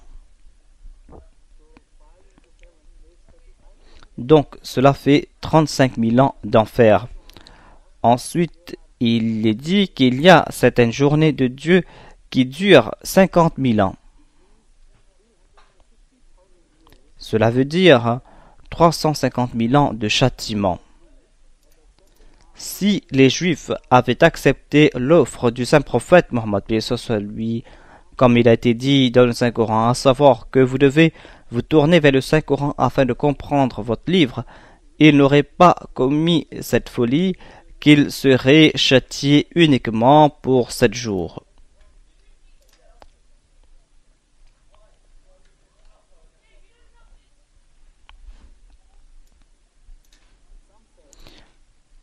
Certains disent que nous serons châtiés uniquement pendant 40 jours, car selon Mujahid, je ne sais pas s'il tire son autorité d'un érudit juif ou quelconque, mais ce que dit Mujahid est que certains ont déclaré que nous serons châtiés que pour 40 jours, et il cite les 40 jours d'absence du prophète Moïse alayhi salam, et durant ces 40 jours, les Juifs étaient coupables d'idolâtrie. Puisqu'ils étaient coupables de cette idolâtrie pendant 40 jours, c'est pour cette raison qu'Allah va les châtier pendant 40 jours et va oublier leurs crimes du passé et du futur. C'est là un concept des plus absurdes.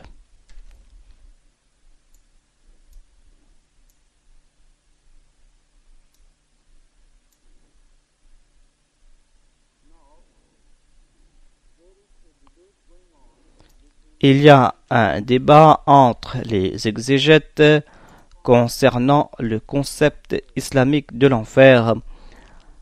Certains disent que selon l'islam, l'enfer va durer pour tous les temps, sera éternel. D'autres disent que le séjour en enfer sera temporaire, mais que ce sera plus que quelques jours.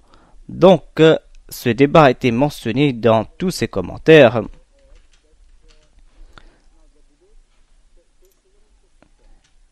Et le débat a pris une tournure intéressante et cela nous éclaire concernant les croyances des musulmans du Moyen Âge concernant le châtiment. Certains déclarent que puisqu'il y aura certains musulmans qui iront en enfer, pourquoi dire que l'enfer va durer pour toute l'éternité? Et si Allah a fait sortir les musulmans, alors il sera injuste puisque les non-musulmans vont perdurer en enfer pour tout le temps. Donc, ils sont conclus que l'enfer sera peut-être permanent, car les non-musulmans doivent perdurer en enfer pour tous les temps. Et si les musulmans aussi partent en enfer, ils seront châtiés pour toute l'éternité. Et d'autres disent que les musulmans n'iront pas en enfer. L'enfer est uniquement pour les non-musulmans et aucun musulman n'ira en enfer. Je ne sais pas pourquoi ils ont conclu une telle chose, mais voilà le débat entre ces exégètes.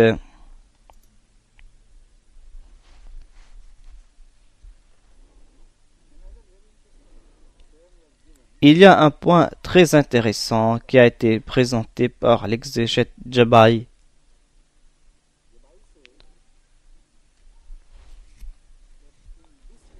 Il déclare que dans ce verset où il est dit que l'enfer ou le séjour en enfer va durer que quelques jours pour eux,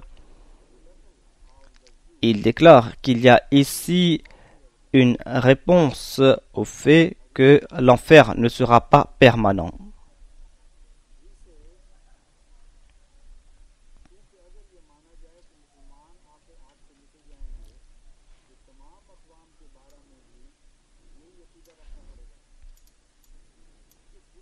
Il déclare que si nous croyons que les musulmans vont sortir de l'enfer par la grâce de Dieu, alors nous devons être d'accord que certainement le reste des gens vont sortir de l'enfer à une époque donnée.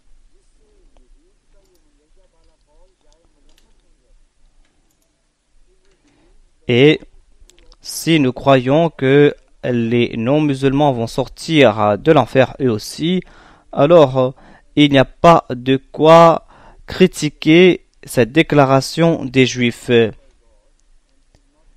Et Dieu n'aurait pas dû traiter ou mépriser cette déclaration des Juifs. C'est-à-dire qu'ils ont le droit de dire cela. Je n'arrive pas à comprendre son point de vue, car il y a de grandes différences entre quelques jours et quelques milliers d'années.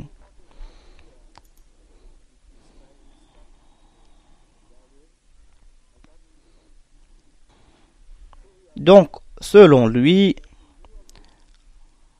l'enfer doit être permanent. Si cet enfer ne va pas durer quelques jours, alors l'enfer doit être permanent.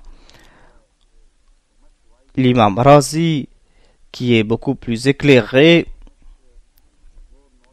et qui a une connaissance beaucoup plus profonde et qui est un philosophe, il rejette le point de vue de Jabai. Il déclare: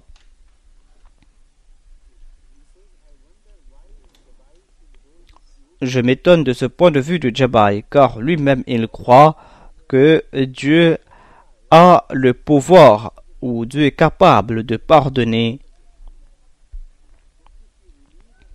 Si vous croyez en Dieu, si vous croyez qu'il est pardonnant et qu'il n'a pas de compte à rendre à personne, alors pourquoi Jabai ne croit pas qu'après un châtiment quelconque, Dieu va pardonner et que les gens doivent être pardonnés ou ne doivent pas être jetés en enfer? Et si Dieu peut pardonner, pourquoi pardonner les musulmans uniquement? Pourquoi ne pas pardonner les autres aussi? Donc, le point de vue logique présenté par les exégètes et le point de vue présenté par l'imam Razi.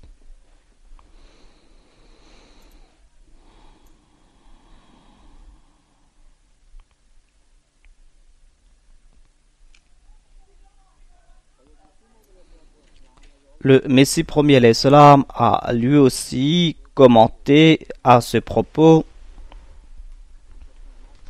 Dans ce livre, Chashma Ma'rifat, il déclare: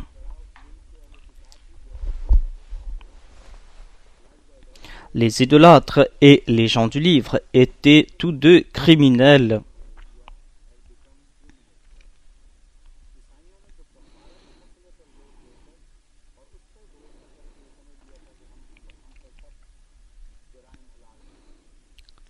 Les chrétiens se sont enhardis en raison de la question de la rédemption, de la question de l'expiation de leurs péchés. Ils se disent que, puisqu'il a fermé ses yeux sur nos péchés, en ayant accepté le châtiment pour lui, alors nous pouvons commettre autant de crimes que nous voulons et cela ne fera rien. Et les Juifs l'ont fait car ils croyaient que leur séjour en enfer va durer que quelques jours.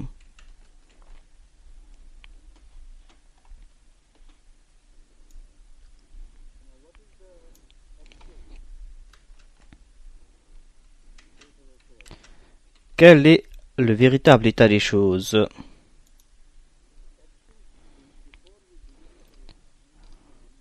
Avant de comprendre la nature même de l'enfer et la durée du séjour en enfer, je vais me tourner vers notre vieil ami, monsieur le révérend Wéry. En commentant sur ce verset, il déclare: selon les exégètes, le séjour en enfer durera 40 jours, 7 jours ou 4 jours.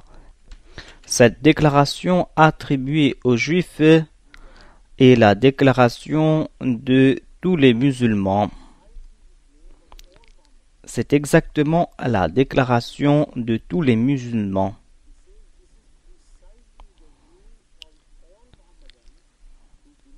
Ces musulmans qui croient que les croyants et Mohammed atteindront les joies du paradis.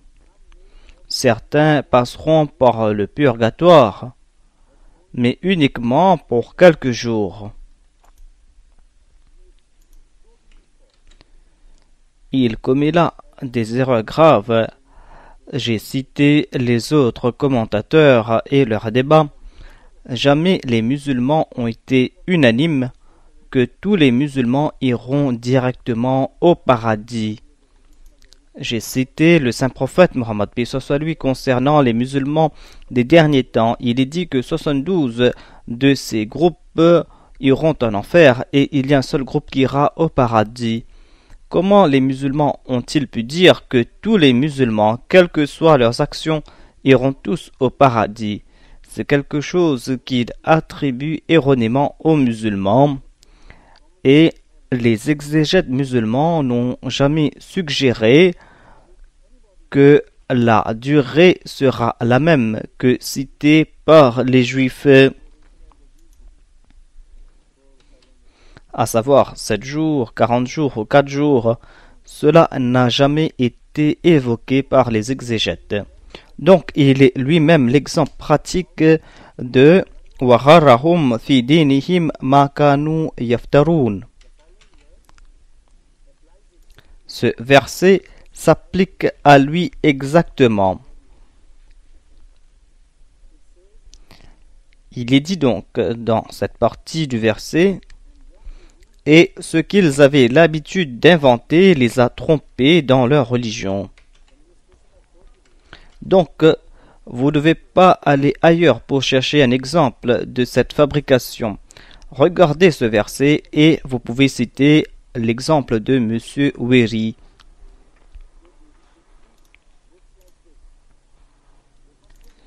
S'ils ont traité les livres ainsi, alors ils l'ont fait en raison de la pratique antérieure, car ils ont forgé leurs propres livres religieux et ils ont été enhardis, et c'est pour cette raison qu'ils le font ainsi à propos des musulmans et du Saint-Coran. Et les gens de la catégorie de Wéri